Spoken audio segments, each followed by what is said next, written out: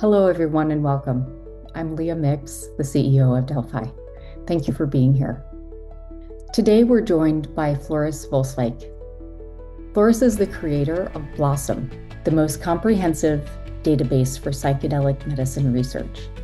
Over the past 7.5 years, he's built Blossom into the go-to resource for anyone who needs to understand what the psychedelic science actually says, from clinical trials and research papers to overview pages of the compounds, conditions, and countries where things are moving. It has been a true joy working together with Floris over the past 3.5 years at Delphi. He's incredibly detail-oriented, and he has what I can only describe as encyclopedic knowledge of psychedelic research. Last year, he co-authored a 200-page report on psychedelics and reimbursement, and he recently relaunched Blossom with a new Road to Access hub that bridges published evidence with the policy, regulatory, and economic questions that determine who actually get treated. Alongside his research work, Floris has a psychology background and is a practicing psychedelic facilitator, which keeps everything he builds grounded in what matters at the point of care. It is my great pleasure, Floris, to have this conversation with you. We've been working together side by side for all these years, and what a gift that you have brought to the community through the Blossom platform. I'm so excited to share this with our audience. Welcome. Leah, thank you so much for the warm welcome. And it's great to be doing this session with you. And it's been a long journey for myself in terms of getting in the psychedelic field, but also doing this whole rebuild of Blossom. I think we'll talk a bit about that today. Let's start at the beginning. You've been tracking the psychedelic research for over 7 years. Can you take us back to what made you start Blossom and what problems were you trying to solve? So maybe from a more personal perspective, I studied psychology and then learned nothing about psychedelics. Maybe Jung was the closest we got, and I would think was one lecture, and then we went on to other parts. So really it was partly to educate myself to really see how can I learn about this research. And of course, I've read Michael Pollan, read some other books. A friend of mine is a psychedelic researcher, so I was a bit familiar, but I want to learn about what's there. And at that time, and I guess still now, I think there may be two broad categories or where you can find information. The one end, it's news articles, and back in the day, maybe Lucid News had started or not yet, but it was more media articles, so maybe a bit hypey, especially from 2019 and 2021 with that whole hype cycle. Just looked this up before the call. The stocks went up to about 4 billion. They're now back even higher. So we went through that froth of dissolution and we're up on the right side of it. So it's great to see that. But that was one part of the information you could gather. Another part was just going to PubMed, Google Scholar, or somewhere else and diving into the actual published research. And that is a bit too much, I think, for most people. I guess also even for me, I just really had to relearn the psychedelic science, starting from that psychology background.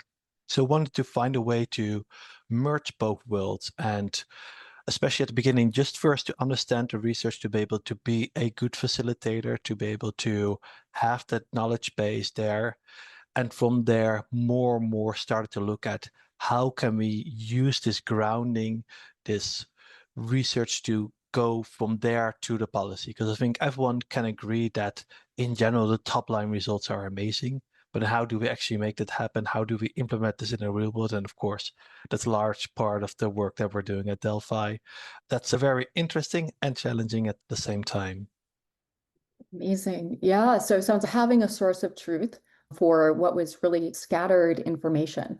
And I know that you just relaunched the site to make it even more powerful in terms of how people can use it to answer the questions that they're trying to answer about psychedelic research. So I wonder if you could share, like, what is this experience like when someone goes to the Blossom website? What do they encounter there? And then if you could talk a little bit about the recent rebuild and what prompted it and what it accomplishes. Yes, if I have to capture it in two words, I think it's seeing clearly. So really being able to get a good grasp of the research and also after that happens after research. and really trying to map that out for people. And it's both being at that individual level, so looking at the research papers, at the trials, and extracting the information from there and making it more understandable for everyone, and then having those overview pages, being able to see what's there at a higher level. And maybe on that rebuild, I started with a WordPress website. I knew how to do that. I think a lot of people are familiar with WordPress. You can start a blog, but of course now like 1/3 of the internet runs on it. But after a while, I wanted to do more and more things, and I kept pasting on different parts. I was like, okay, I have to do this, and I have to start from a database software. So did that, and then learned a lot of other skills, nothing to do with psychology or psychedelics. But now the website is rebuilt in that framework. So now we can look at the data in a lot of different ways. And I guess maybe instead of me talking about it and going awesome is cool, I can show you and show the audience a bit about how the website looks like. And I'll click through to a few different pages just to give people a bit of an overview. Great. Here we're just on the homepage, and maybe also good to say that every individual piece of information, every page is accessible for everyone. And there's a pro version that you can also look at to get more information, but every sort of higher level, surface level information is available to everyone. So even from the homepage, you can start a search. But let me go into the research papers database.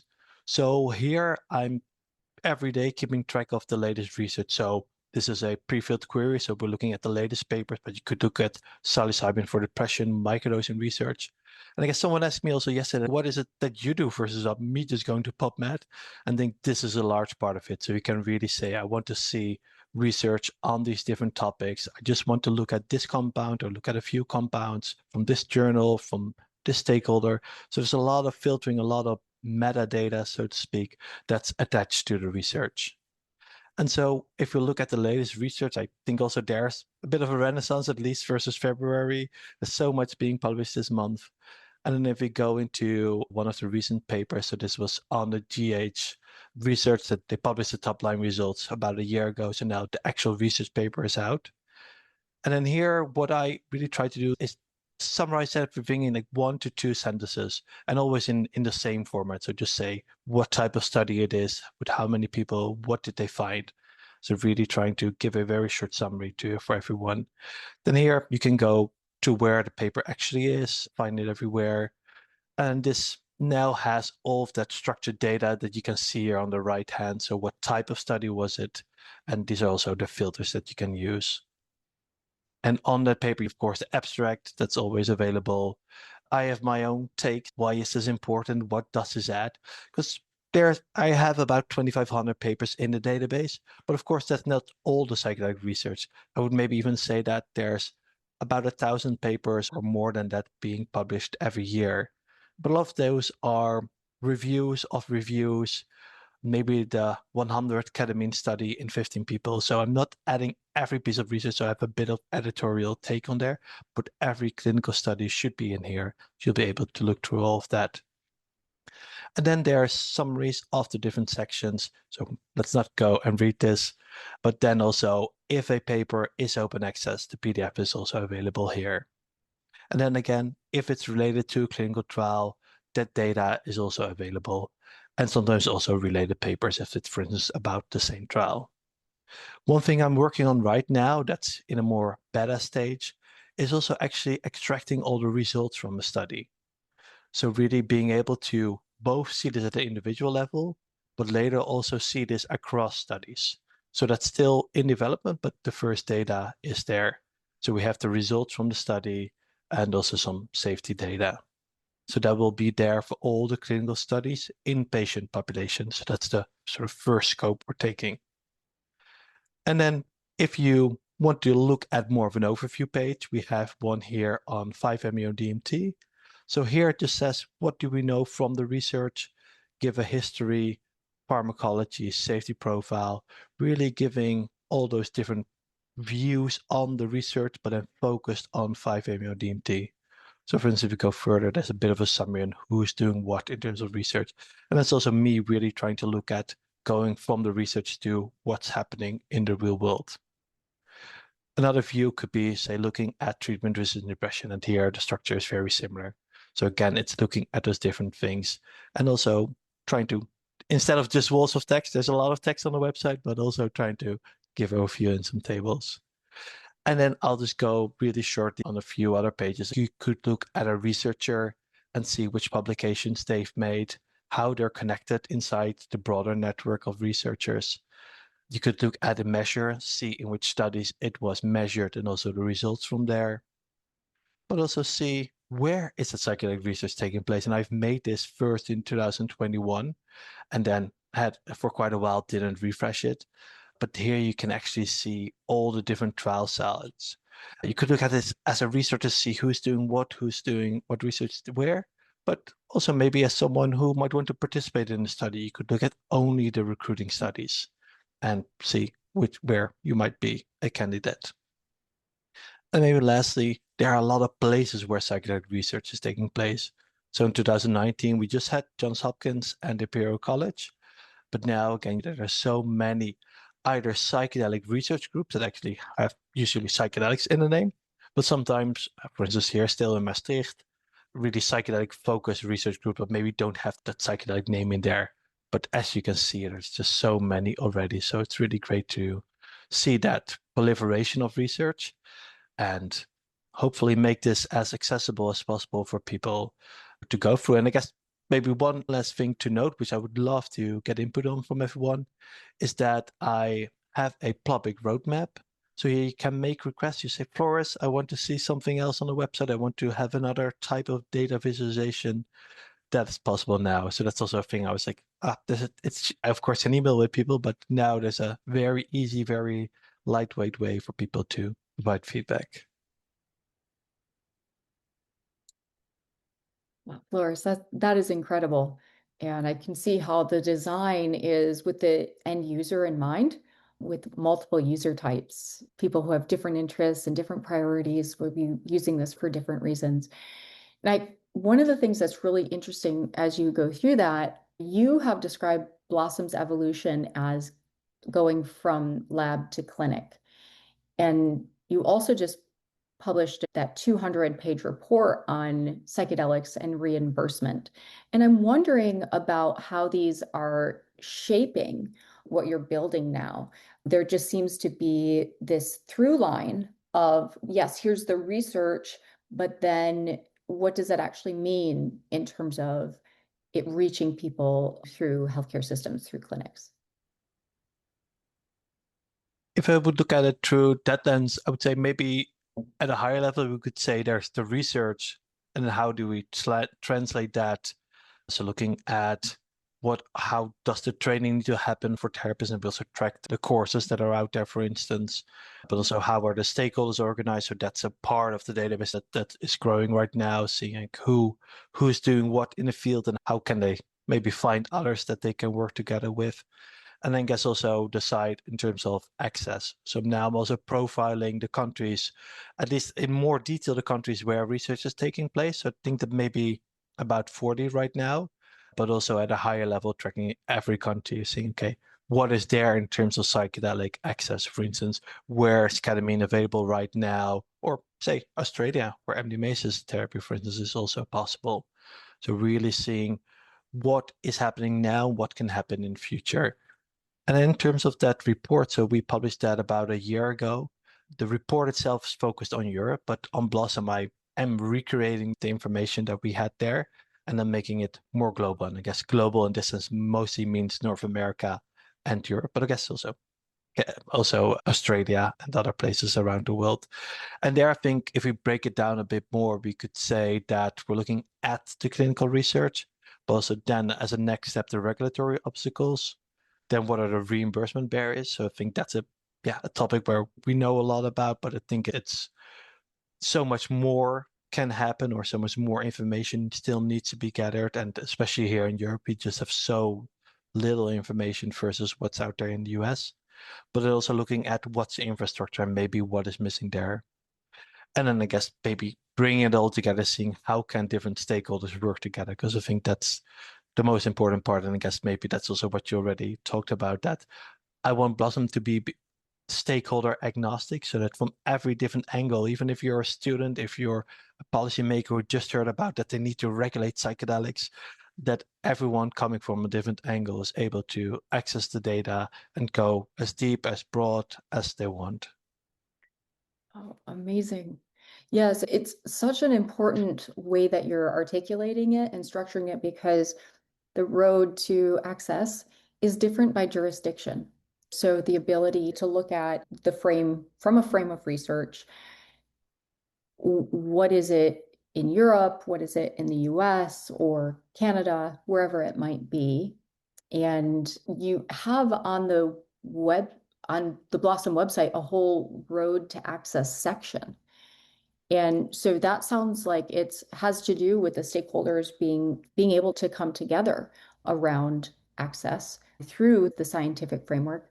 Could you say a little bit more about that section and what it's trying to accomplish? So that is building on the information from the report.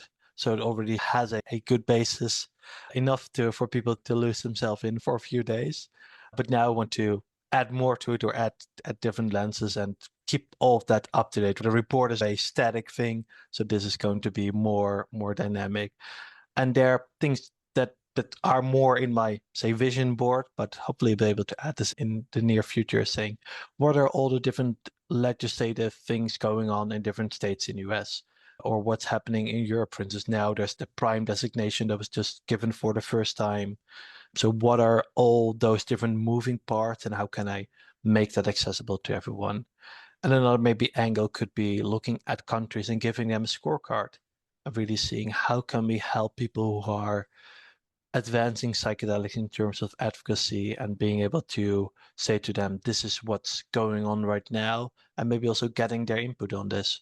So them being co-creators, for instance, if they're lobbying in a specific country to say, here, this is where we are, maybe this is how we compare to other countries, to really see how can we take that next step towards making psychedelics accessible.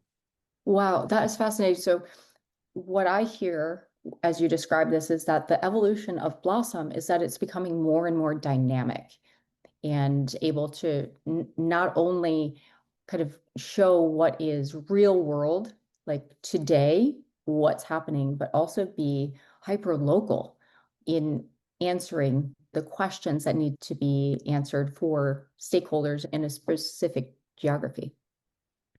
Yeah, I think that is correct. And I guess hyperlocal, but also being able to look over to the other countries and see what has happened there. And then maybe if someone is working in a silo here in the Netherlands and they're like, oh, I have to figure all of this out, they can look at, oh, maybe they've done something else in Belgium and they are one step ahead or behind or something different. So they know who's doing what and what they have done. I think that's the most important part, really, to share that information. I guess that's very sort of psychedelic industry or psychedelic ecosystem, that everyone isn't siloing their information. Even if you look at that researcher map, like and I've now tracked all researchers who've published 5 papers that are on Blossom, and there you just see it's one big network, and it's just really great to see how much collaboration is going on. That's incredible. Yeah, usually this information would be siloed. And so to have a way and a window to view it all in one place is really incredible. The other thing, I want to shift the conversation a little bit because it's fascinating that you are also a psychedelic facilitator. I wonder if you could say a little bit about how that shapes what you build. And you're looking at this both from that lens and definitely from the data lens. So what are you excited about as you see psychedelics moving forward? What are you most excited about and what concerns you? Stepping into the facilitator role for a minute. I think it has really given me a perspective from how things are happening on the ground. And I guess there is a bit of a delineation between what I am doing, what other people in the Netherlands here are doing. It's psychedelic coaching or therapy, but not actually or not mainly treating a mental health indication. So really, and also especially for what we're doing here ourselves. So me and my wife are facilitators.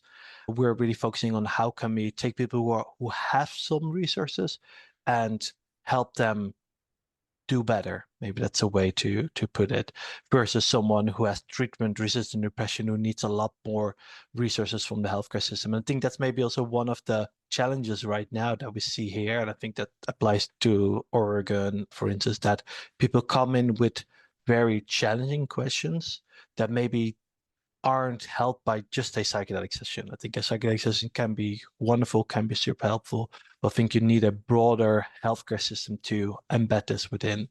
So I think that's one of the big challenges right now. And then, yeah, being on the ground or in our cabin behind the house, it does give you that real life perspective on how transformative psychedelics can be. Because I'm staring at the screen most of the day, and it's great to see what's going on, but then actually seeing how someone changes over a period of weeks, and we do a lot of preparation and integration. That's just, yeah, that's way better than just only looking at the data. So I think it really gives me a good perspective on both the human side of things and then on the systemic side of things. Yeah, yeah, I think it really grounds like what it is meaningful about the research and the data, and to be able to pull that forward and think through that in terms of how this rolls out and access to care and what that access to care needs to look like. I just want to make one point. So in the US, when we say underground, that's often synonymous with non-regulated, let's put it that way, or illegal. And you're based in the Netherlands, where this work is actually legal. Yeah, I think that's a good differentiator. And of course, in the US, there are some legal frameworks, at least at the state level. But yeah, I think that's a big difference here. And again, it is something that now makes it accessible. I think there's a lot to learn, and we see a lot of research happening with how things are being implemented here in the Netherlands, but maybe also how we treat, say, in Spain and Portugal are actually working with psychedelics right now. Yet at the same time, it's very different from, say, compassionate use access or what the Swiss model is. So there's still quite a lot of difference, but still at the same time, overlap and similar modalities being practiced. Yeah, yes. No, it's interesting because so many of the, let's say, problems that you've been trying to solve with Blossom, there's overlap with the work that we do at Delphi. And we experience that in our work together. But I wonder if you could say a little bit about how Blossom's work complements the work that you're doing at Delphi, or vice versa. Yeah, so if I have to say, what are we actually doing at Delphi? I think it's integrating psychedelic therapy into mainstream healthcare systems. I think Blossom can be that evidence base that helps us, but also other stakeholders, make those decisions and have that real time and in depth information. So I think there's that combination. And yeah, with Delphi, I think we are really diving into specific topics, or especially with our consultancy, we help a specific client, yeah, answer a question or solve a problem. And yeah, for instance, with these insight sessions, before we looked at ibogaine with Dr. Leaf States, and we looked at insurance with Rollins, and the federal policy with Melissa Lavansani, like that. Those are very good deep dives, and with Blossom, I hope to then provide that underlying basis of information for that. Yeah, it's such an important point because legitimizing psychedelic healthcare in healthcare systems requires this kind of scientific foundation, needs to be rooted in data, needs to be rooted in science. And so being able to pull that together powerfully in the work that we do and the decisions that we make or that we help other people make, I think just strengthens the overall field and helps it move forward in a really powerful way. So we're really grateful that you've put all of the elbow grease into building Blossom and to providing it as a resource for the field. And so curious, you've just done, I'm almost reluctant to ask you this question because you've just done this huge overhaul, this huge kind of evolution and build out of Blossom. But I'm super curious, where do you see it headed in the next year? What would be important for this audience to keep their eye on in its evolution? So I have many different ideas on what we can add to Blossom and what we can upgrade and deepen and explore. But I think especially I would love to hear from people that are right here, because I think there's always a very engaged and very knowledgeable audience here at this insight session. So please go to that roadmap page and leave your feedback. But a few things I'm thinking about is working on those results pages. So really extracting information from the trials and making it easier to see that at a glance and to compare between different studies. So for instance, now it's still in that beta phase, but really being able to see, okay, what are all the Montgomery depression scale scores across different trials, and to be able to put up a graph in a moment, and that graph then being updated immediately, because then if there's a new paper that automatically gets added.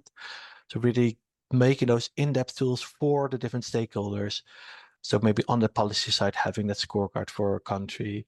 So really deepening, but still being based on the in-depth knowledge that's on the platform right now.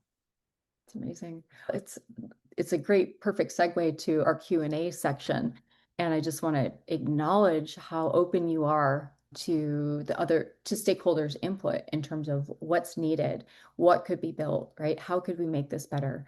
And I hope folks take you up on this. And with that, I'd love to open it up to the audience to hear what questions are on their minds.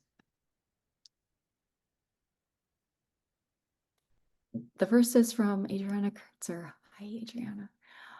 Will Blossom track AI companies working in the mental health space, not just psychedelics? So happy to be here. Oh my gosh. So people are already thinking about other uses for your work. What do you say to that, Floris? I think it could be interesting to look at that and to see that as the part of who's actually implementing innovations in mental health. For me, the first step is actually deepening which stakeholders I'm tracking. So with Delphi, we made a whole ecosystem map. So there we have 3 different levels, and maybe we have 7 categories at the top level, and each has maybe 5 subcategories, and some have some more subcategories. So I think maybe we have 140 stakeholder types. So there's going to be a big lift to get that started, and there will be AI or AI influence companies within psychedelics, mental health. Maybe that's for a later stage. But Adriana, if you are thinking about some specific companies or a specific way that it interacts with psychedelic research, then love to hear that. Great. And just to tag on to that question, we have a little bit of time. So I'm just going to ask, in the back of someone's mind, everyone thinks that AI is going to solve all things. And so can you delineate for us why the Blossom platform is vital to exist versus, oh, I'll just run my query through AI? That is a very good question. And who knows, there's some AI in a year or in 5 years that there's a whole Blossom type platform for your specific question. So it has that one page that we have that it can make. But I think at this time it isn't there yet, and I think predicted won't be there very soon. There's a lot of, I think, human creation or sort of our human creativity that AI I think sometimes still misses, or your human judgment. So in terms of what goes into the database versus just adding, I don't know, maybe 50,000 papers in there. So you have to wade through everything, do that still quite manual tagging of what type of study is something. And I'm using AI in Blossom also to help, for instance, with coding the website or doing those short summaries or the longer summaries of the sections. But still there, even on there, there's the human creation and human check to see if it all makes sense. So I think there's still a lot of thought that goes into something. So I think even if you can get something like very qualitative out of an AI, I think you're still hopefully doing a part or a large part of the thinking. Yeah, I think that, as we were talking about earlier, your experience as a facilitator and your background in psychology, there's a lot of meaning making that actually goes into the curation and how the Blossom platform works versus AI looks at all things equally in a lot of ways. Yeah, I think we'll see what happens, but I've sat with that question myself, and the more you develop the Blossom platform and how it responds to the needs of different stakeholders, the more it just feels like such an important offering for this space that AI's, yeah, I agree with you, not going to solve for anytime soon. I'm going to stay on the questions that are specific to Blossom. There's a question, what is missing for the psychedelic researchers to make a breakthrough in the healthcare system? There are more studies on psilocybin than on famous SSRIs, but what's missing for the breakthrough to get to the healthcare system? I think it's a very good question, and there's a lot of things missing or that we really want to have. And I think from what's missing for famous SSRIs, and maybe this is referring to that in an earlier stage or an earlier time these were approved, and maybe the FDA and also research criteria were different at that time. So then it was approved maybe without a head-to-head study. And so now I think with psychedelics, there is a lot of research.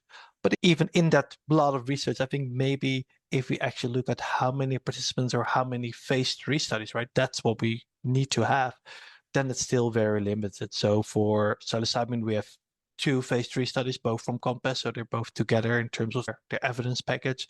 And then we've seen clinically significant results, but maybe less than people had expected before.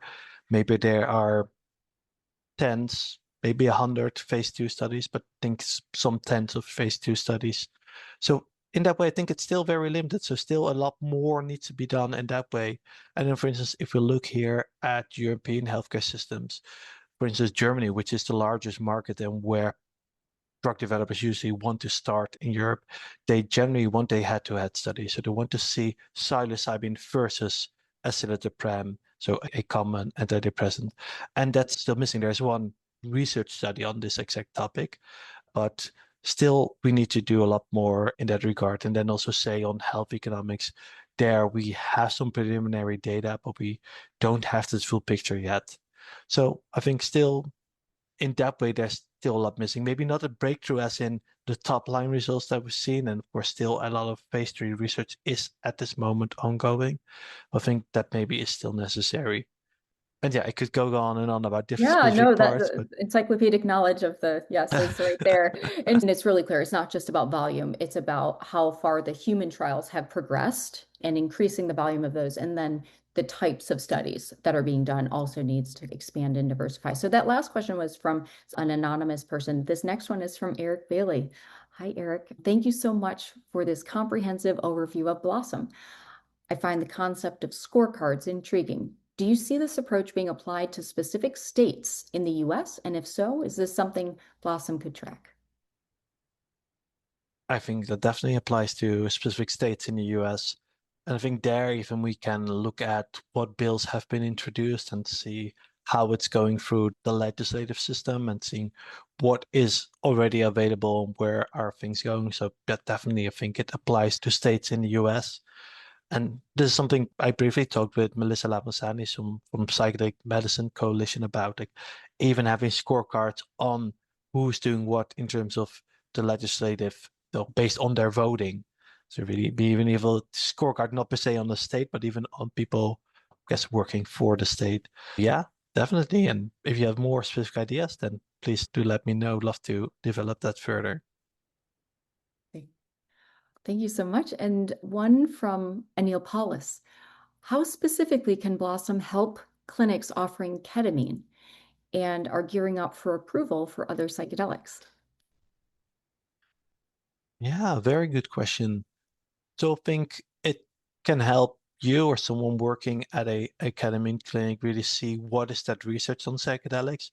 I think especially there looking at what is maybe necessary or how are different psychedelics different from ketamine in terms of how they're being administered and what's important there.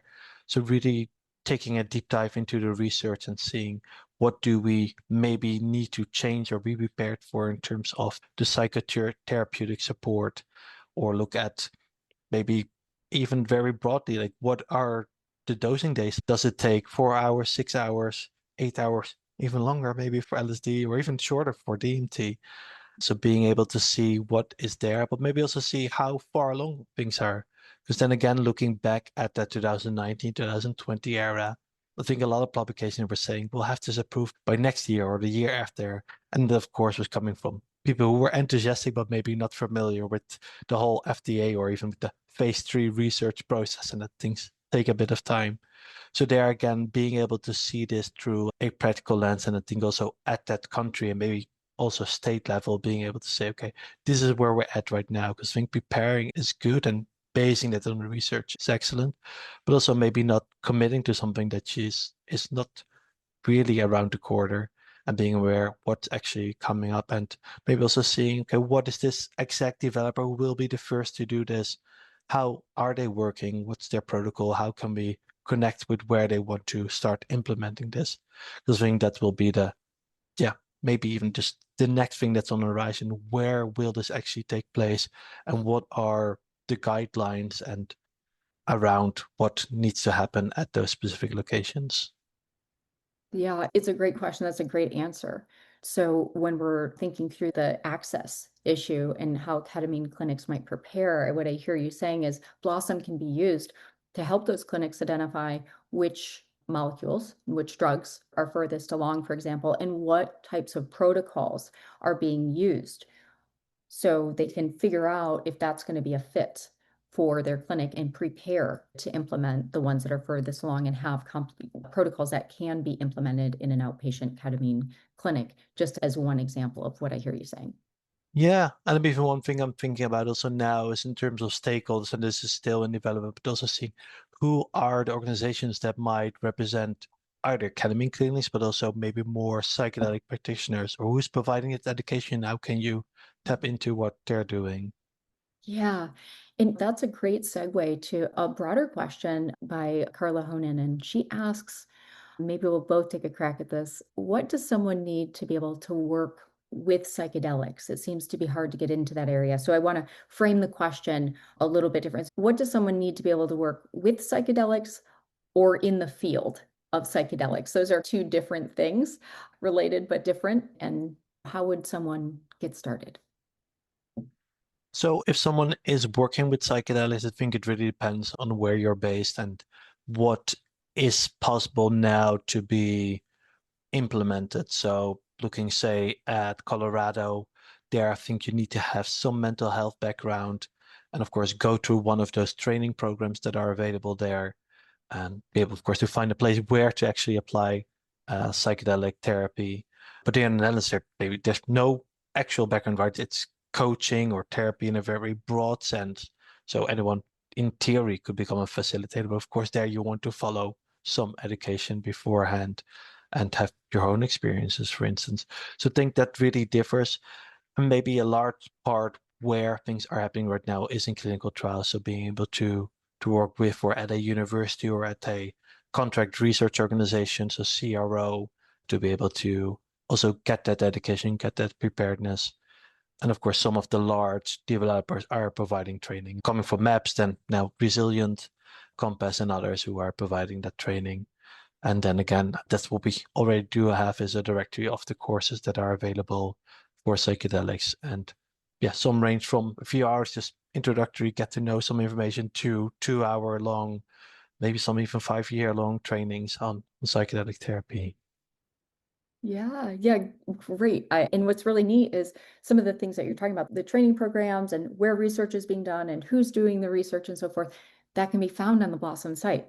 So if someone wanted to explore where to get in the field, they could find some of those access points. And I would say that you're absolutely right. The way that I would break it down for someone who wants to step in is to understand what your goals are. Do you just want to work in the field more broadly or actually work with psychedelics? And make sure that then you're stepping into some kind of training program that will give you an appropriate foundation about the field. And if you're going to go into some kind of care, that you're doing training for that care.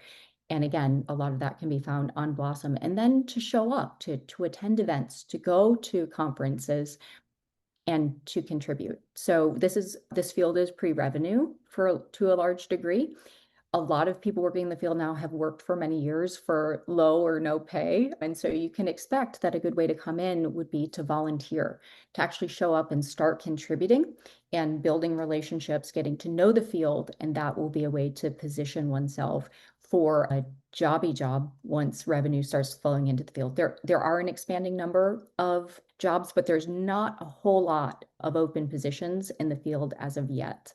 So that would be some advice that I would have. And then the last question that I think we're going to be able to get to really quickly, it's a big question, is there a unified patient screening we could co-create as a standard of care for patient preparation and safety? Do you want to take a crack at that? I do know that there is one researcher who has created a really powerful screening tool that I can speak to, but Floris, how would you answer that? I think different screening tools for different patient populations and I guess also different psychedelics are already in circulation. And I think that is being developed and maybe it's partly siloed, but also partly siloed because it is for different groups. So I think definitely there can be more work that's being done on this, but I don't know if it's going to be one unified thing that's going to cover everything. Because also in terms of what's accessible, say again in Colorado and in the Netherlands, that's very different from what's happening in the research trials in a very different patient population. But even looking at clinical trials, like between a study with people with anorexia or people with OCD, that's going to be a very different treatment protocol and a different therapeutic basis, even next to psychedelics. So I think, yeah, maybe it's unified as in Blossom is a unified platform, but still there's going to be a lot of variation within those protocols. 100%, 100%. I'd love to give a shout out to Dr. Brian Richards, who has created a really comprehensive assessment tool that can be accessed through the Homecoming platform at this time. And it does look at a variety of different contexts that the patient might be accessing and different patient profiles and so forth. So he's really done some great work, and I just want to acknowledge that. And Floris, again, to acknowledge you and all of the tremendous work that you have done with Blossom. What a gift to the field. I really hope that folks will share this message and drive traffic to the site so people can use it, and there can be this co-evolution that you're welcoming with the different stakeholders in the field. Such a pleasure to know you. Such a pleasure to have this conversation with you and for your work to be highlighted here today. And thank you to our audience for all the good questions and attention. Thank you so much, Leah, and thank you everyone for being here. And we'll have to see you again in just over a month. So on May 6th, so the first Wednesday of the next month, we'll have our next Insight session. Thanks so much, everyone. Take care. Bye-bye.